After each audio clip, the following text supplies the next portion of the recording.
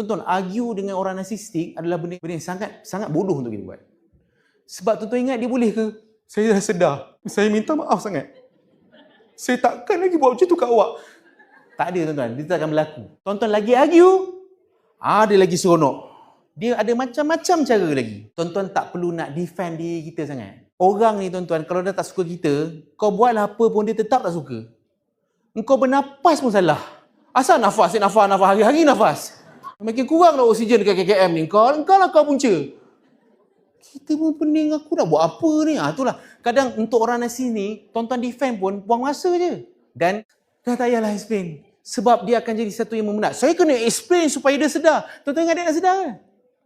Dia tak akan sedar. Dia akan memenatkan kita. That's why tak perlu bagi reaction. Ini cara dia.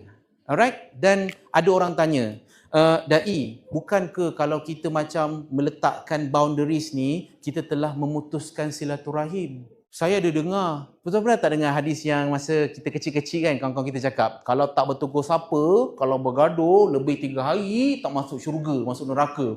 Kita pun macam, okeylah, kita kawan balik lah, lamha, kita kawan balik. Hadis itu benar. Mereka yang memutuskan silaturahim, rahmat Tuhan tak turun dalam hidup dia. Kerana orang yang memilih untuk bermusuh, memilih untuk membenci, kehidupan dia, Allah tak bagi rahmat dan syurga dalam kehidupannya.